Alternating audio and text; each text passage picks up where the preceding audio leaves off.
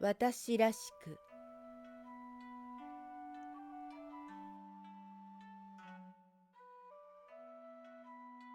鏡に向かうと、そこにはワンピースを身にまとい、きれいに化粧を施した女性がいた。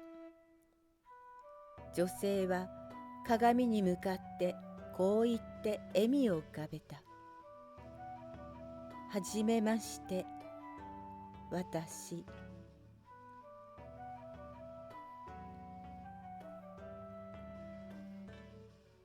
僕には二人の姉がいる。小さな頃から姉のままごとに付き合わされてきた。そうだ、周囲から見たら姉に合わせているように見えたのかもしれない。母はそんな僕を良い子だと優しく撫でてくれた。そして男の子らしいおもちゃを買ってくれた。僕は母の笑顔が見たくて、そのおもちゃを振り回してみせた。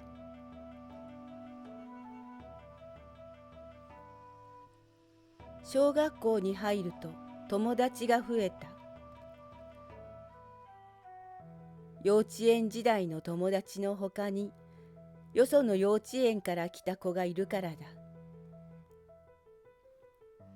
僕は女の子とよく遊んだ。小学校前から姉とままごとをし、幼稚園でも女の子と遊んでいた僕は男の遊びを知らなかったのだ。父はそんな僕を歯がゆく思ったらしい。男なのに女とばかり遊ぶ弱い男。しかし母は姉と遊んできたから、それは仕方がないことと笑っていた。母の中の僕はいつか男らしく花を咲かせるはずだという偶像があったようだ。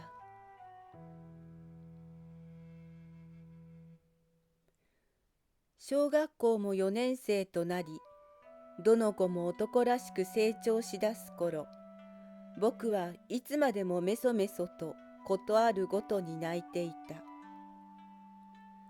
とうとう父の怒りは母でさえ抑えることができなくなった。やっとできた息子。将来は父親の後を継ぐべき息子なのだ。父の経営する小さな町のクリーニング屋の未来の店主である僕は強くなければならなかった。父は嫌がる僕に剣道を習わせた。剣道がダメなら柔道、柔道がダメならボクシングと次から次へと変わっていった。しかしどこへ行っても泣いて帰ってきた。そして母にすがりつき、怖いから嫌だと泣きじゃくったのだ。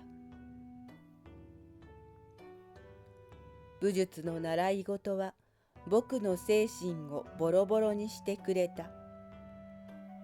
小学校を卒業する頃には父の夢は儚くも崩れ去り、続いていたのはピアノのレッスンだけだった。ピアノだけは姉たちよりはるかに熱心だった。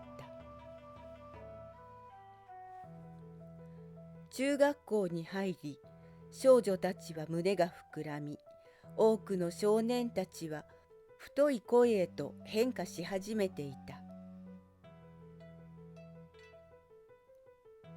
さすがに中学生になって女生徒とだけつるむわけにもいかず、男子に混じって遊ぶようにした。だが男子の話題にはついていけないものが多かった。とりわけ裸体の女性雑誌を見せられると、どこかで羨ましさが湧いてきた。僕は変ですか？友達は僕を女みたいだと笑ったけど、そんな時いつもかばってくれる友達がいた。小学校からの友達の吉成だった。吉成は誰にでも優しくて格好が良かった。僕は彼のそばにいるだけで嬉しかった。彼はスポーツマンらしく友達の肩を抱いて元気づけてくれる。僕もそうして彼の優しさに何度も触れてきた。彼の優しさと彼の温かさ。彼は友達だった。たとえ何があろうと彼は友達だっ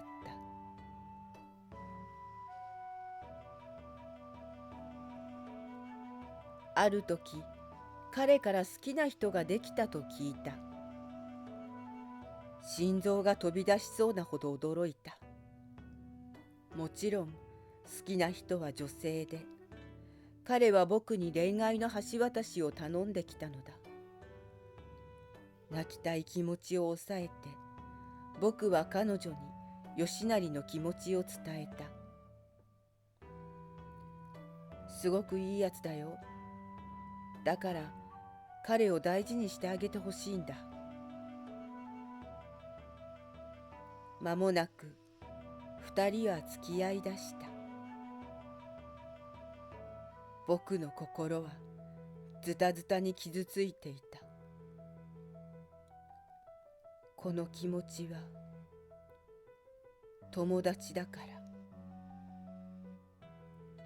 僕の気持ちは友達としての気持ち。自分に言い聞かせる毎日。それ以上でも以下でもない友達なのだ。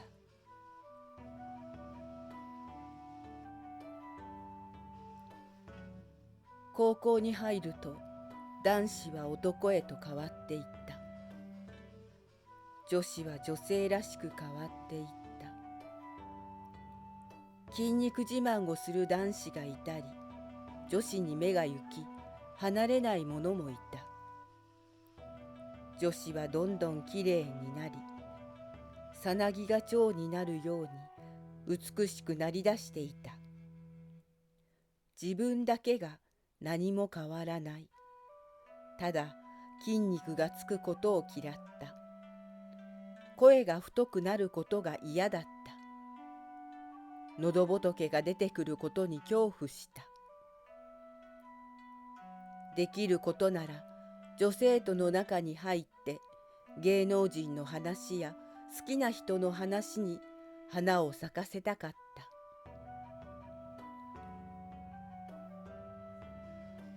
ある時、女子が男子に告白した。それを告白された男子から聞いた。どうしようか。彼は僕に相談したつもりらしい。どうしようかって何が？告白されたんだよ。でもさ、いまいちなんだよな。だったら断れば？それも惜しいよなって思うんだよ。僕は胸が張り裂けそうだった。なぜこの人は僕の気持ちに気づかないんだろう。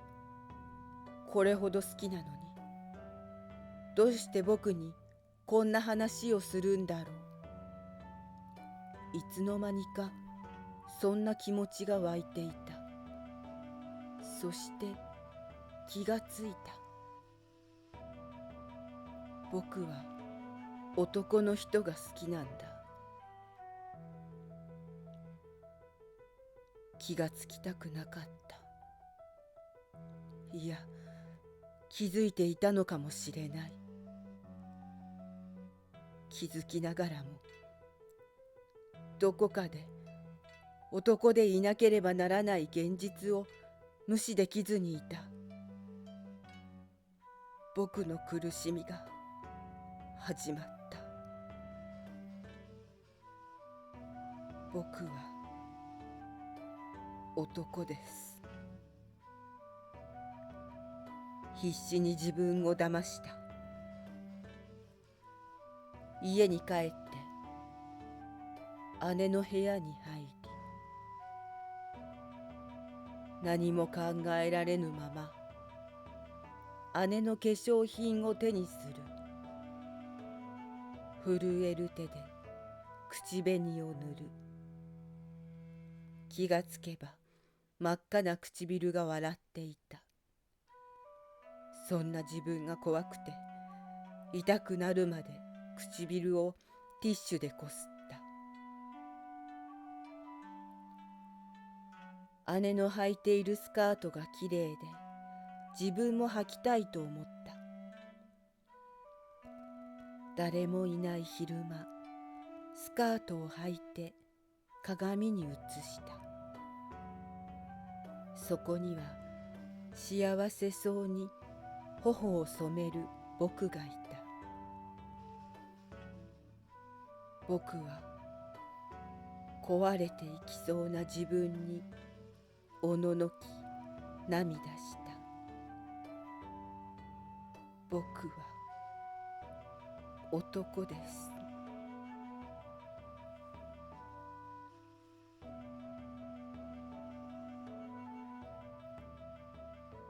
高校3年の秋、町の図書館で一冊の本と出会った。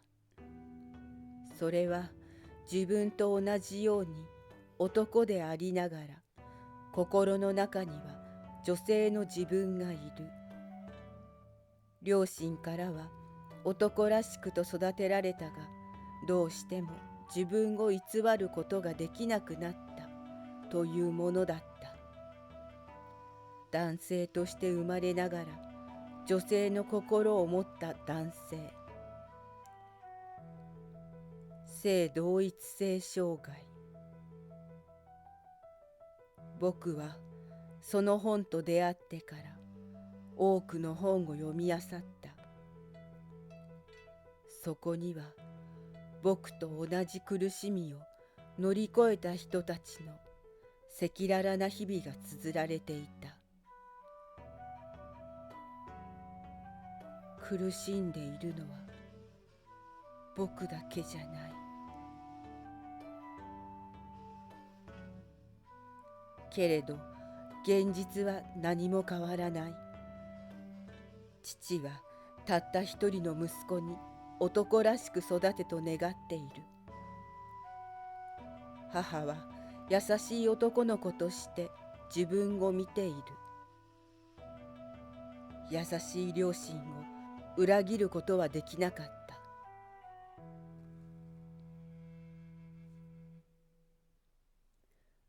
自分はこのまま男として生きていくべきなのか。いつか女性と結婚して子供を作るのか。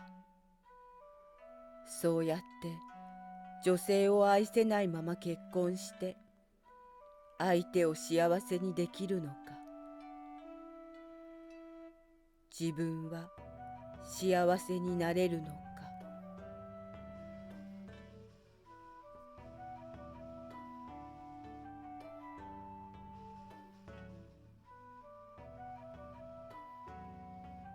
僕の中でいろいろな思いが渦を巻いた。あと半年もせずに高校を卒業する。卒業すれば僕は父の店を継ぐだろう。大学に行きたいという気持ちはない。大学へ行って多くの男性を目にしながら自分を偽り、愛する人に告白もできずに4年間を過ごすくらいなら、このまま父のクリーニング店を継いで毎日何も考えられないくらいにくたくたに疲れるほど仕事に没頭した方が良いのではないか。僕は跡取り息子なのだから。僕は息子なのだから。もがいて苦しんで諦めて、男に生まれたことを呪った日もあった。それでも男という性別はどうしようもなかった。誰にも相談できない悩み。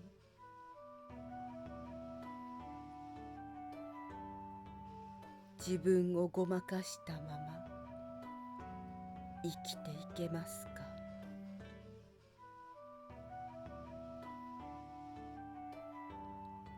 春、僕は卒業式を迎えた。お父さん、お母さん、ごめんなさい。卒業と同時に置き手紙をして家を出た。結局、自分を偽ることができなかった。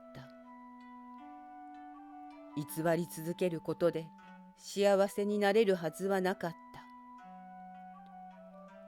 それどころか、自分が偽り続け、誰かと結婚する日が来れば、相手を騙し続け、その上、生まれてくる子供まで傷つけることになる。自分の諦めが多くの人を苦しめることになりそうで、僕は僕であることをやめた。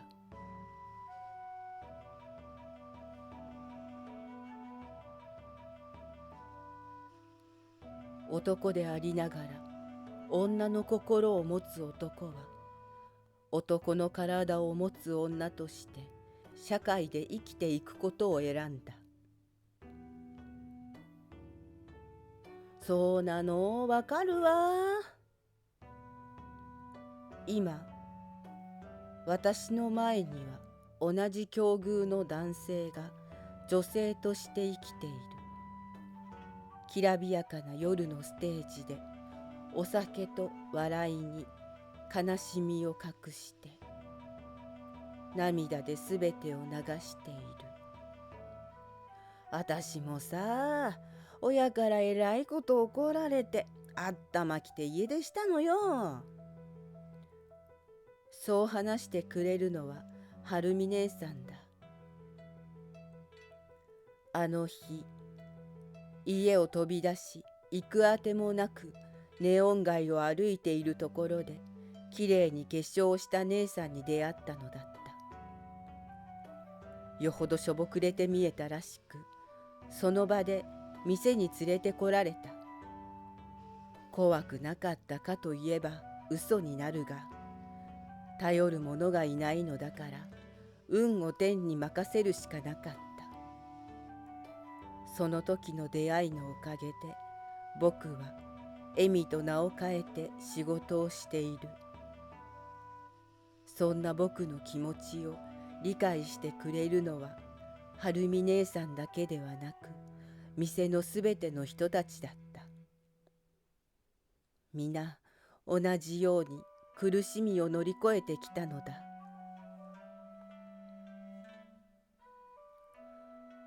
エミちゃんの親はどうだったの？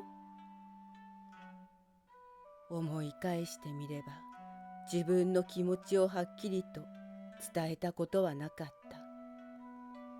それでもいつまでもなよなよとした息子に苛立ちをぶつける父と喧嘩したことは一度や二度ではなかった。母は時折姉のものに手を伸ばしている息子に涙していた。どうしても理解ができなかったらしく、高校を卒業すると髪を切るように言われた。それも坊主になって仕事に専念しろと言い渡されたのだ。何それ。晴美姉さんが両手を口に当てて叫んだ。髪は女の命よ。坊主だなんてとんでもないわ。僕は卒業式の翌日には坊主にされるという恐怖から逃げるべく家を飛び出したのだった。正解よ。そんな横暴な親じゃないわよ。単なるわからんちんよ。こうやって僕ははるみ姉さんや他の姉さんたちと一緒に店に出るようになった。そしてここが僕の世界になった。あんた、一生懸命働いて手術しなさいよ。手術？そうよ、女になるのよ。いらないものはすっぱり切っておっぱい作って女になるのよ。それで親に会いに行ってごらんよ。もう何も言えないじゃない。あんたの息子は娘になりましたってさ。さすがに優しかった両親をそこまで貶めることはできないが、手術という言葉が頭にこだました。体を変えることができる。その日から夢に向かって必死に働き出した。どんなに辛いことがあっても酒で流した。店に来る客のみんながみんな優しく理解があるわけではない。結局は物見湯山に来て男のくせに女の格好をしている自分たちを笑い物にする輩もいた。そんな時は悔しさを仲間同士で分かち合った。そしてお互いに「大丈夫、あんたはきれいよ」と褒め合うのだ。そうすることで乗り越えてきた。乗り越えなければ生きていけなかっ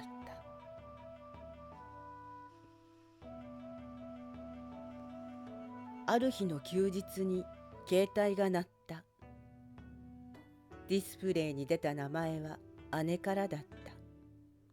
お父さんもお母さんも心配してるから戻っておいで。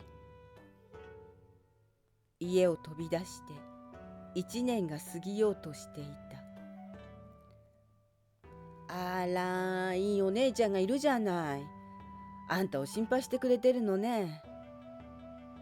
しかし姉にも事実を話していないのだ。弟が女性の格好をして現れたら理解してくれるのだろうか。言ってみればいいじゃない。女の格好してさ、一番いい服を着て綺麗な妹として会ってくればいいじゃない。もう怖いものなんてないでしょ。はるみ姉さんの言う通りだった。家を出て1年、自分なりに頑張り一人で生活してきているのだ。今さら感動されたところで痛くも痒くもない。そうね。姉に今の自分を知ってもらうわ。その息よ。私たちは誰にも恥ずべき生き方をしてるわけじゃないんだから。胸を張って会っておいでよ。その日はここで待ってるからさ。それは姉に否定されて帰ってきても一緒に憤慨し涙してあげるよという姉さんの優しさだった。それだけ多くの痛みを経験してきたのだ。僕はしっかりとうなずいてみせた。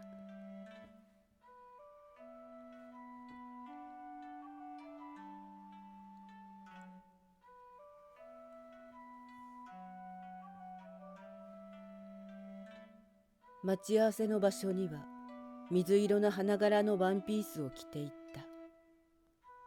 大きな襟が肩までかかり、踊るようにスカートの裾が揺れる。足元にはスパンコールをあしらったハイヒール。腕にはドレスに合わせたブレスレット。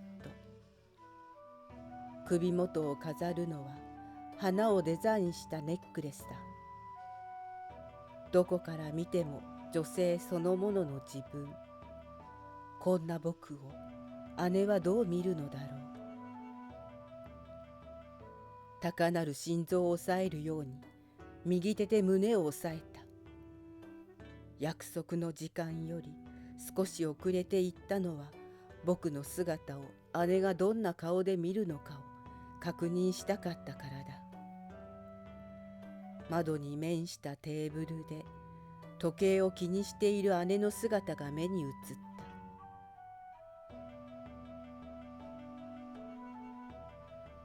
僕はゆっくりと姉に近づいていった。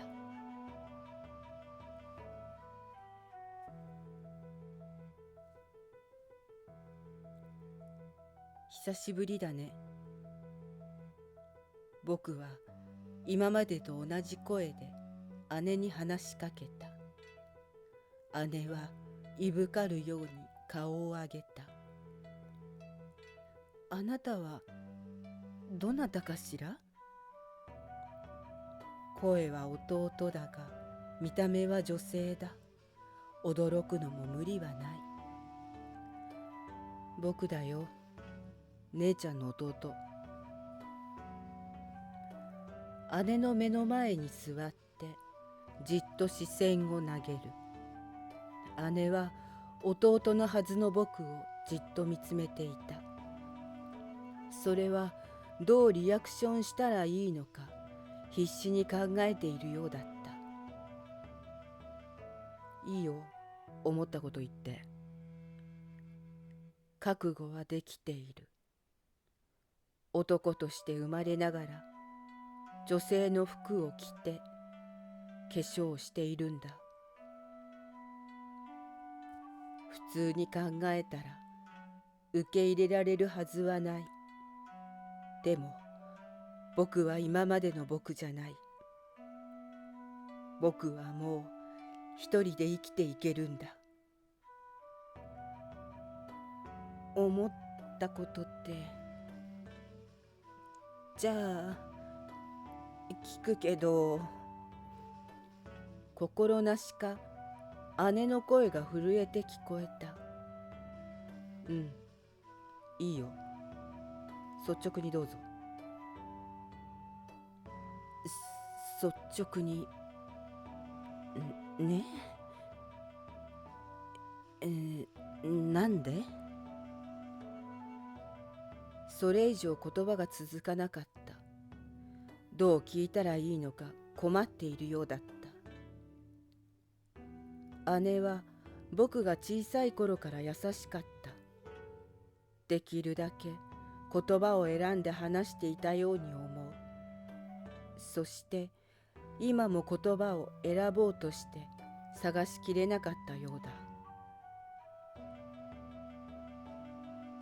だ。なんで女の格好をしてるのかって聞きたいの。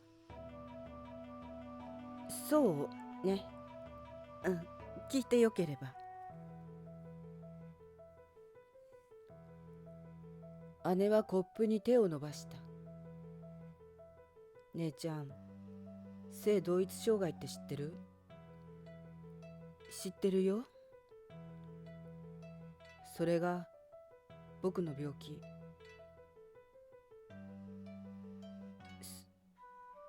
そうなの？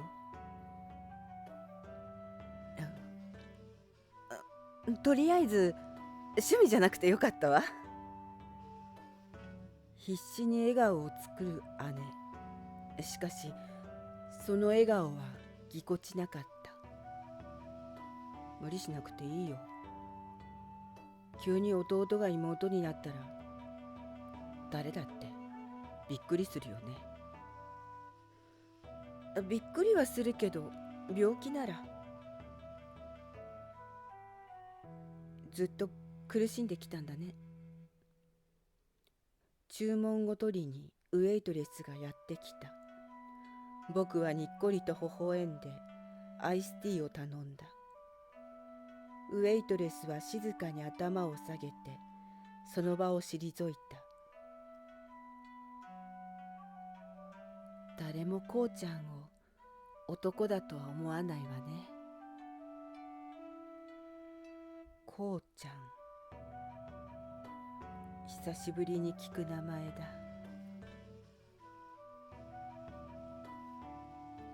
ずっと姉ちゃんたちの姿を見ていて羨ましかったんだ。どうして自分は男なんだろうって。男でいることが苦しくて辛かった。僕は咳を切ったように話し始めた。話しているうちに涙が流れた。高校を卒業するまでの18年間が僕にとってどれほど不確かな時間だったか。そして自分を偽ることの苦しさを言葉が枯れるまで話し続けた。姉は黙ってすべてを聞いてくれた。決して否定せずに最後まで聞いてくれた。そう、わかったわ。こうちゃんの気持ちはよくわかった。よく話してくれたね。でももっと早くに話してくれたら家を出るなんてしなくてもよかったんじゃない？僕は首を左右に動かした。分かってもらえないって思ってた。だってずっと男らしくなれって言われ続けてたから。父さんにこんなことを話しても理解はできないだろうし、母さんを泣かせたくなかった。でも家出されるよりはマシだと思うよ。そうかもしれないけど、あの時はそれしか方法がなかったんだ。もう自分を騙せなくなってた。僕はうつむいてテーブルを濡らしている水滴を指でなぞっ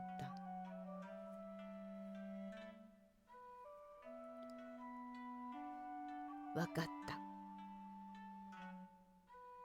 もう一人で苦しまなくていいよ。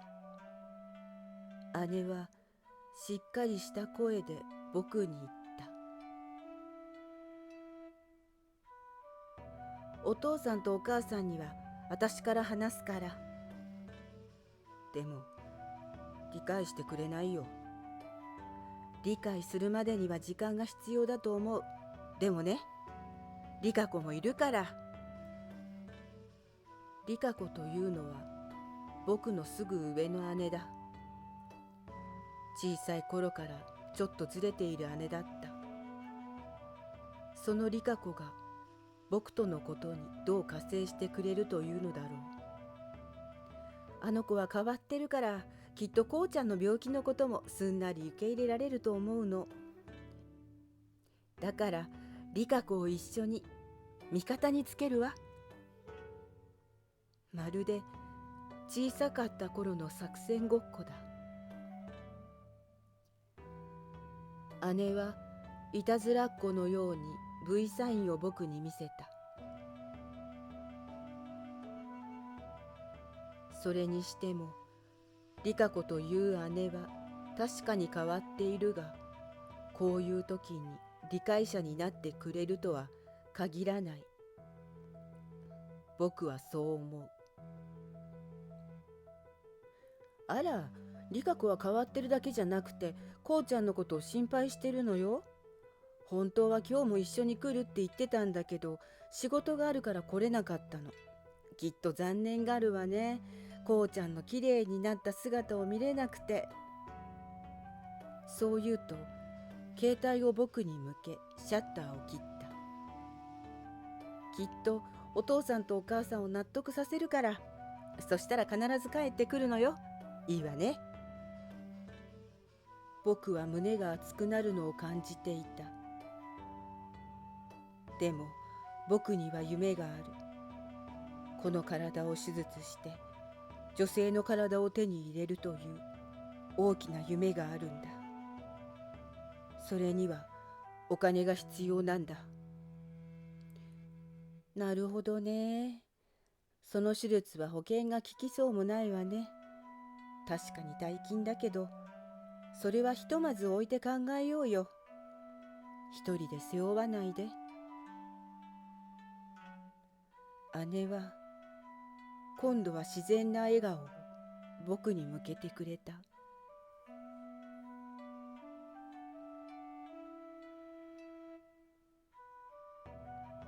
あれから何度も姉からのメールが届いた。写真をリカ子に見せたら自分よりきれいだと言って怒っていたとか、今度は女3人でお茶しましょうとか、たわいもない内容だった。それらのメールが姉の優しさだと僕は思った。季節が変わった頃、母からメールが届いた。たった一言、帰っておいで。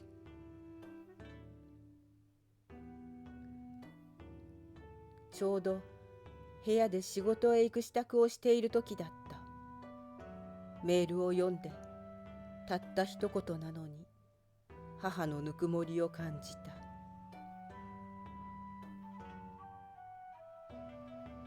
僕は不覚にも化粧した顔を涙で汚してしまった。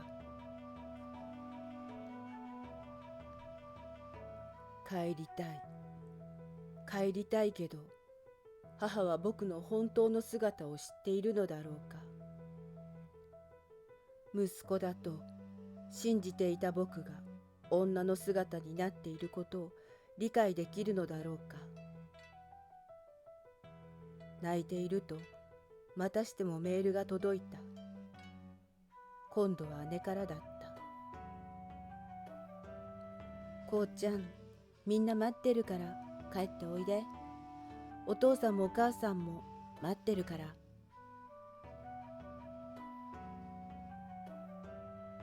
僕は忘れようとしていた両親の愛を思い出していた。忘れなければ一人で生きていけないとお酒に流してきたのだ。それらのすべてが今たった一通、母からの一言でよみがえった。母ちゃん、ごめんね。涙があふれて止まらない。仕事にならないよ。こんなに涙が止まらないんじゃ。拭っても拭ってもあふれてくる涙に、僕は負けを認めるしかなかった。数日後、僕は男の姿で家に帰った。親不孝な息子のせめてもの償いのような気がしたから。あれ、どうしたの？せっかく美人を拝めると思ったのに。ドアを開けて最初にそう言ったのはリカ子姉ちゃんだった。僕は照れながら家の中に入った。すると奥から母が姿を現した。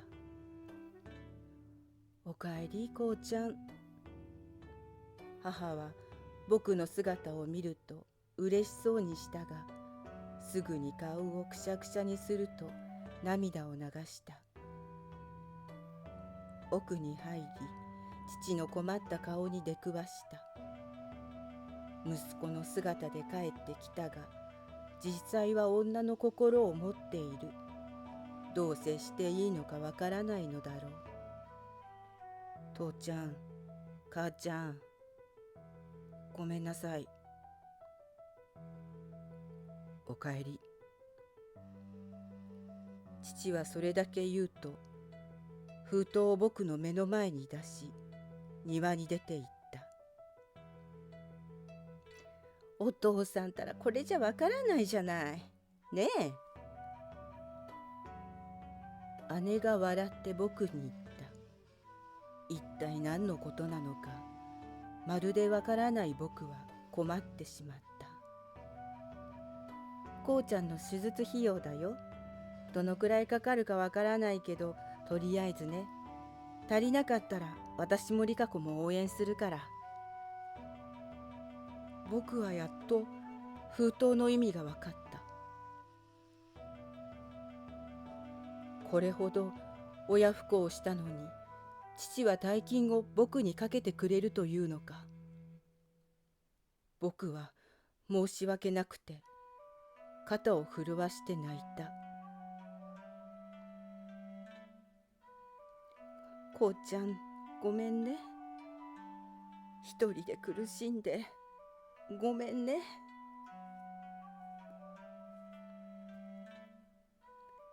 母ちゃんは泣いている僕の頭を抱いて何度も何度も謝っていた。僕はこれほど愛されていたのに、自分の勝手な思い込みで家族から逃げたんだ。それなのに父も母も僕を受け入れてくれた。姉から話を聞いてどれほど困惑しただろう。どれほど悩み苦しんだことだろう。それなのに愚痴の一つも言わずに僕を迎えてくれた。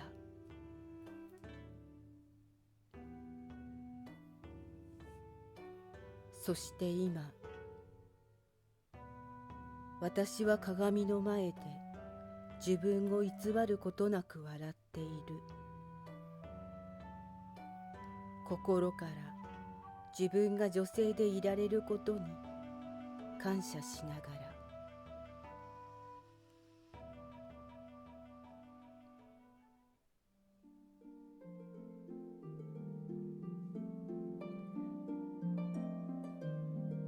いかがでしたでしょうか。性同一性障害という病名は今では知らない人がいないほど有名な病気となりましたが、実際に家族にそのような病気の子供が生まれたら果たして認めることができるのか。難しい話ではありますが、この病気がもっと広く認められることを願っています。そして差別なく苦しむ人が減ることを願ってやみません。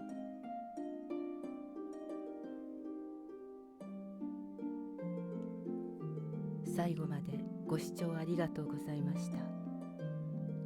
チャンネル登録とグッドボタンをお願いいたします。コメントもお待ちしております。それではまた次のお話でお会いしましょう。